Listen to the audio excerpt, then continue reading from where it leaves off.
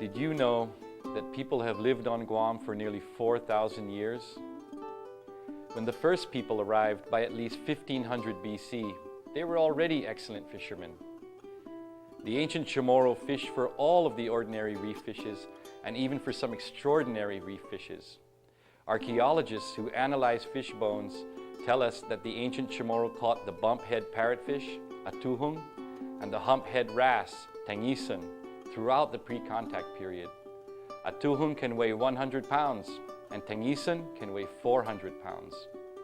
But the most amazing fishing done by the ancient Chamoru was the fishing done from their sailing canoes for open ocean fish like mahi-mahi and marlin. Can you imagine catching a marlin from a canoe? Of course, fishing has changed over the years. The most important change that followed Magellan's arrival in 1521 was the use of metal.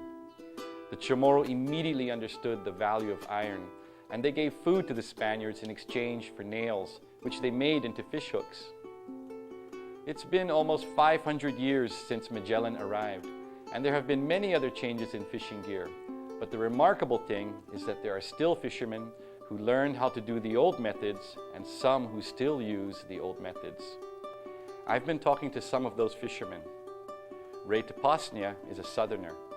Southern Guam, that is. His mother was from Meleso and his father from Humatek. Ray was born in 1940. His father was killed in the Faha massacre in 1944 when Ray was only 4. So it was Ray's mother who taught him how to fish. As my mother started catching the fish in the pond, I will be holding. You know, for her to really do a good job in catching the fish.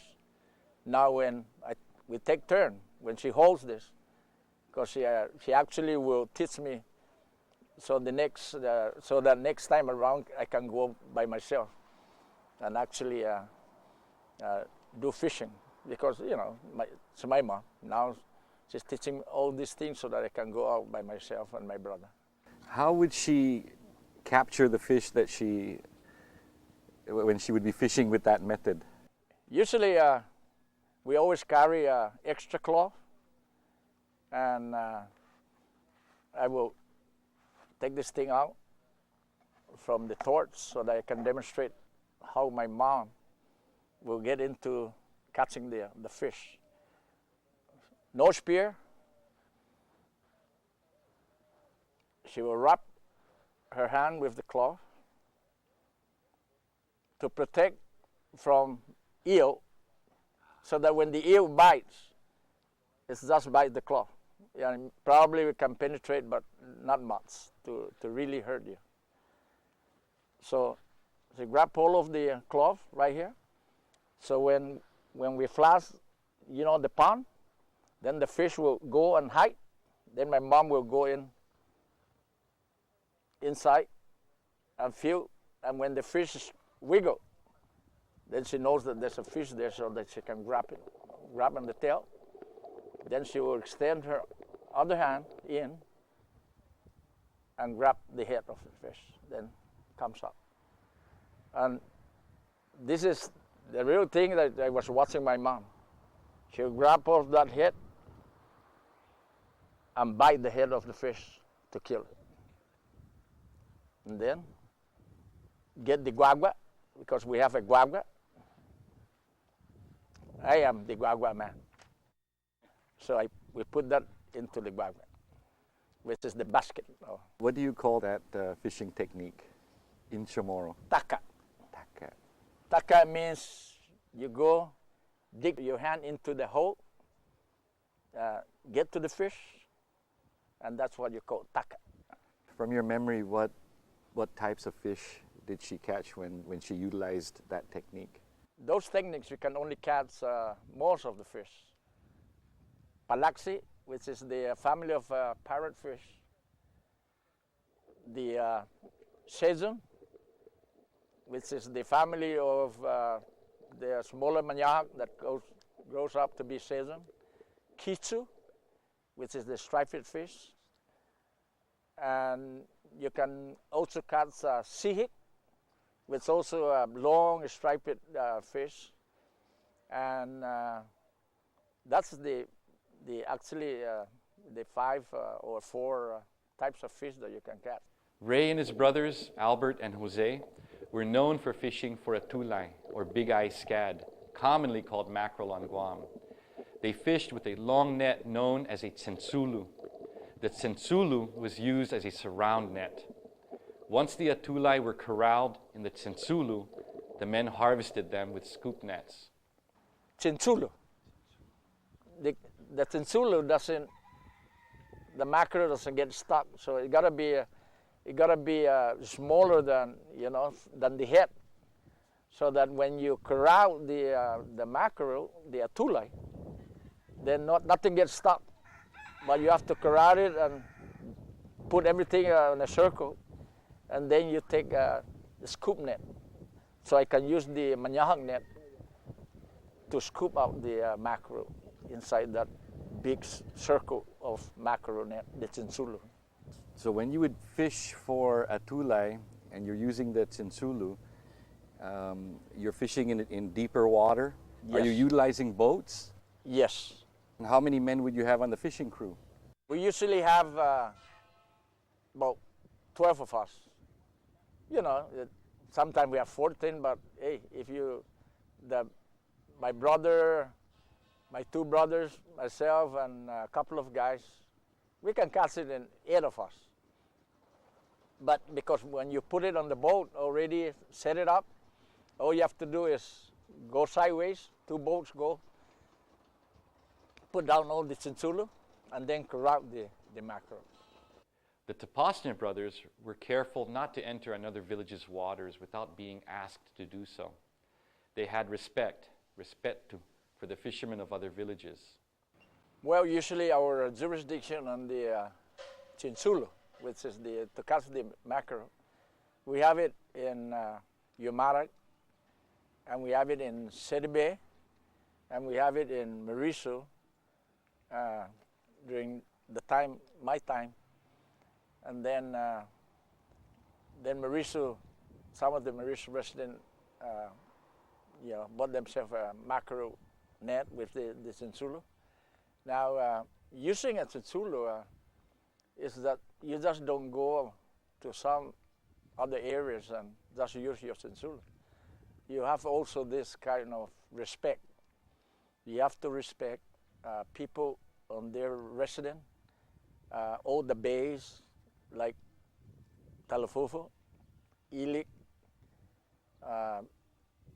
Inaran, Marisu, Agat, the areas where you have the villages that have their own bay to catch the atulay.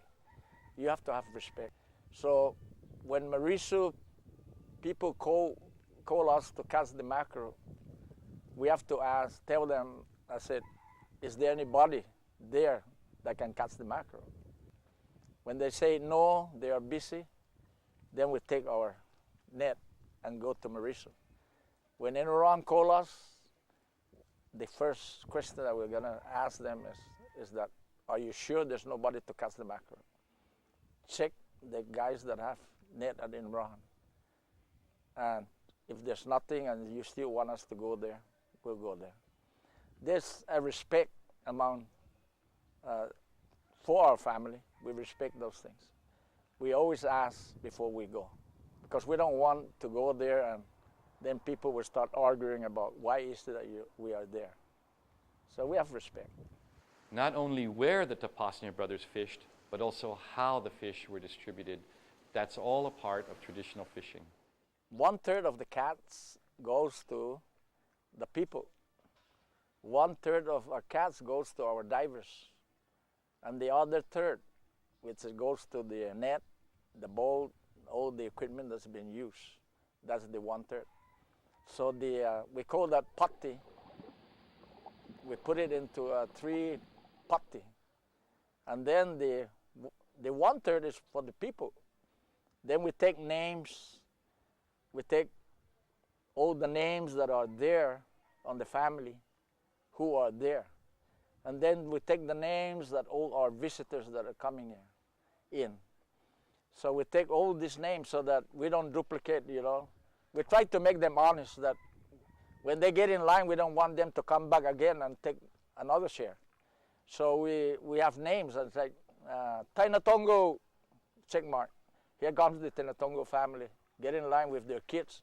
So many of the Chamorus are smart. Every time the Topasna will catch the mackerel, they'll take all their relatives so that when they patti, they have a lot of share. So that's the smart way. So, but all the individuals that show up, like for example here, when we catch the atule up here, all of the individuals that show up here, they will get a share from the 1/3. I don't care what color or what. You get in line, you get your share. So that's the nature of our family, coming from my mother's discipline. John Ray Aguon of Talafotfo was born in 1960. His parents had lived through the war, so they taught their children how to live off of the land in case they would need to do that. Mr. Aguon remembers Ray Topasna fishing for atulay with the people of Inalahan. In Inalahan, they used the Chenchulu as a pull net, setting it in a large U shape and pulling it into the shore with ropes. Mr. Aguon uses his Chenchulu as a surround net to corral the atulay in Talafotfo Bay. Then he uses a scoop net to get the fish into the boat. Right now I also fish and market atulay, the big ice cack mackerel they go here.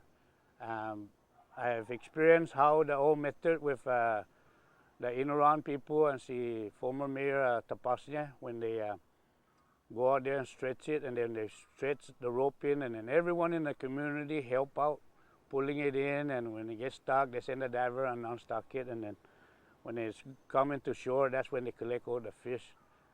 That was a good fishing. It was fun, but it was a lot of hard work. But today's atulay fishing, I just round it with my Chenchulu and get a scuba diver and let him saw the bottom, make it small, let him saw the bottom, then I collect it up and make it like a purse. To contain the mackerel, atulay and prevent them from escaping? No, because the eye of the Chenchulu is very small for them to escape. A Chenchulu and the tekin is different. The tekin is a gill net where the fish get stuck on the gill. The Chenchulu doesn't, the fish doesn't get stuck on their hole in the Chenchulu because it's smaller, and it prevents more damage to the fish. So once we get it small and contain it, then we go out there with the scoop net, drop it down, pick it up, and then transfer it to the boat, and then transfer it into the cooler. You mentioned earlier that in times past, it was a more communal effort, people working to catch and bring in the atulay. How many people? I'll tell you the difference between now and back then. Today, I spend over $10,000 on my equipment only. That's buying the boat, the engine, the net, and everything. You know, a lot of people say they've been on patis, grasianjuus, sweaty, like the old method. But you see, back then, tempo ni 50s, 60s, and 30s and 40s. Back then, the Chamoru community was intact. Even when they built their hut, their house with a higay, the thatch roof, the community was there to support one another. And with the westernization, it started melting our cultural respect. Back then, si tunose, and when he's sewing up his Chenchulu because he got torn and everything, everyone was there to help. You know, when they collect the net and go out fishing, everyone was there to help. And there's 3 types of fish that my dad said, the Guian tonu, and you know, being intelligent as I am, I said, how can you say Guian tonu when the Guian is a fish in the water and the land is not ocean water, river water? Says, when they catch these fish, the manyahak, the TL, and the tulay, it's an abundance by a large amount. And there's no refrigerator, and that's why they got ice buck, kahun ice. And some people are lucky when they have ice, some people don't. So when they catch those amount of fish, they share it to the community. So the community comes out and help because they know they're gonna get a share. In today, when I'm sewing up my net with the westernization technology, they just sound the horn, beep, beep, you know, pass by. You know, say I'm out there in the hot sun and trying to fix my net, getting. But when I'm out there corralling the tulay and I bring it in, everybody's here. I said, one of my workers, helpers in the fishing says, "Annie done." And when we're fixing the net, there was no cars in the parking lot. Now that we're bringing in the fish, there's a lot of cars. I said, boy, that's tradition. He says, fair. That's not a fair tradition. But I do, when I catch tulay in here, I always have a share for the community that's there, you know, unless I gross and juice. Changes in the culture have affected fishing. Changes in the environment have as well. There was one big type of disease that invaded the island, and we're all talking about, you know, the ladybug or some other type of insect, and my dad said no. The thing is called a D8 bulldozer, and back then that destroyed a lot of our environment. And even with today, the D8 is superseded by the excavator. When they were building the Liu Palace, they brought in the largest excavator in the world. As everything's computerized, and its bucket is the size of a dump truck.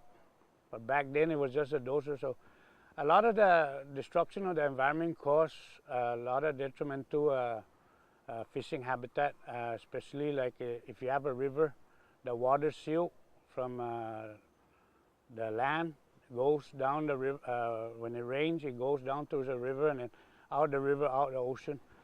That's why they call this Talavofu Bay brackish water, because it's a mixture of salt and fresh water. That's why if you look at Talavofu Bay, Inoran Bay, Yomadec, it has a outlet of a river and less coral, then you won't see a lot of white sand. You need to go out there, further out the bay to get the salt water, and then they will have coral, and that's why we have white sand in First Beach and Ipan and Matala. And the same way in Inurahan. Before Situngwana Kininuk, they said they will just come down with a torch and select the lobster they want to eat, and they're talking about large lobster. Back in the 60s, when I start fishing out here with the tekin and everything, it's just close to the bridge, and I'll stretch my net and throw my line out and catch fish. Now through erosion, deterioration of the environment, it caused the fish to move further out the bay. And you know, the fish is, you know, the large fish is not in the deep water. It's next to shore, because next to shore is a smaller fish, and then the smaller fish has the smallest fish. So, you know, those are where the predators are at. So if the small fish cannot eat anything in the shore, then they have to move further away. And that's what's happening here in Talavofu Bay. Mr. Aguon was taught conservation at an early age. Like my mom and I, when we go fish for the liling, the snail with the top, the pointy top, you know, it says collect the liling, so when I collect the small ones, it says throw that back so it can grow bigger. Also, you learned sustainable fishing practices from your parent. They fish for what they consume. Right. Now it's market. You know, they bring in the the big net, the throwaway net, they stretch it and then they throw it, leave it there, and then kill all the other fish, and you know, those are the type. But we didn't go to hunt for octopus so we can sell it by the tons or by 100 pounds and everything. We went to hunt octopus to eat, for our survival, survivalistic environment. That's food on our table. We don't hunt coconut crab because we want to have 100 of them and go sell it. We don't hunt land crab, so we can destroy the population now. We're very conscious on preserving, because I myself, as an elder myself, I want my grandkids to be able to see this. Bobby Alvarez was born in 1964. He was born in the States because his dad was in the military. But he returned to Guam when he was 7 years old. He learned to fish from his dad and his dad's uncle, who was a famous fisherman in Guam named Tun Jesus Tsu Tembat. We do a form of fishing called Chenchulu fishing. And I learned that from my great uncle, Pop Tembat, who is also known as Tansu Tembat from Mongmong. And that's my father's mother's brother. So when I was about 8 years old, we first came to Guam. My dad introduced me, his name is Rosario Alvarez. He took me fishing with Pop Tembat and the whole crew. And the first time I tried it, I was hooked. So I learned at a very young age. From 8 years old, I've been practicing this Chenchulu for, I guess, the past 30-some years, I guess. You started out fishing using Chenchulu. And what kind of fish were you catching at that time with that method? With Pop Temba, we were catching all kinds of fish: mafuti, kitsu, sedzun, heating, tataga, hangun, palaxis, all kinds of salmonettes, all kinds of fish we're catching. What I've done now is I've mainly migrated to just catching mainly sedzun. Bobby and his crew used the Chenchulu to corral the fish, and then they spear the fish. Could you describe the net a little bit, the type of net that he used? Yes, I believe the net that he used was a nylon net, and it was about maybe 2 inches. The eye was about 2 inches or 2.5 inches. The reason why they used 2.5 inches, they allowed the smaller fish to go through. So the ones that would get stuck would be the fish that are pretty good size and very edible. And so we had to think about letting the younger ones go so that we can preserve them for maybe a year later or 2 years for a bigger catch. But we would put 2 nets connected on top of 2 separate inner tubes. And these inner tubes had a board on the bottom that was tied on, a circular board that they drew holes in. They tied onto the inner tube to make like a pan. Right. So the nets would go into there. And I remembered at the time they probably had about 600-800 feet of net. And they would set this net from the reef facing into the shore, and that sometimes from the shore facing the reef. And the way they would do this is 2 guys would be pulling the net apart from each other. And they would make a semicircle. And the other members of the crew would go around to areas where Pop Temba directed them to go. If he got up and said, go that way and go that way, you have to go there. And the net would always open towards those people. And those guys would form a circle with the semicircle with the people splashing the water, and the net would be the other half of the circle. So they would corral the fish in. And as the fish went in, they would close the net into a complete circle. And then the fun begins. Like the other fishermen, Bobby is generous with the fish he catches. I take it home, call mom and dad. They have first rights to the pati. Pati is taking a share or receiving a share. So even when I go Chenchulu with Sedzun, I call my dad up. He comes up with his pan and his tongs and takes whatever he wants. And it doesn't matter if he takes half the catch, almost all the catch. It's my parents, I love them, and they get the first pick of everything. Everything else I get normally goes to other friends. Once in a while I do sell. I don't sell a lot, but sometimes fishermen need gas money. Of course. Yeah, so or we need to buy like food to go out there. So I sell for those reasons to recover costs of buying food, buying drinks, ice. It's not, and it does help with when you need money sometimes and people need fish. When you get the gift from God to do anything, hunting, fishing, going coconut crabbing, if you can return that gift back to somebody else, what you're doing in retrospect is just sharing what God's sharing with you. And that's just the main thing. It means a lot. Fishing is more than just fishing and cultural things. For us, it's spiritual. I'm honored to be a descendant from Temba. It's a good thing to be known as a fisherman on Guam and to come from a family and that fishes. And You see, we're not businessmen. We're not people that are very well off to do with money.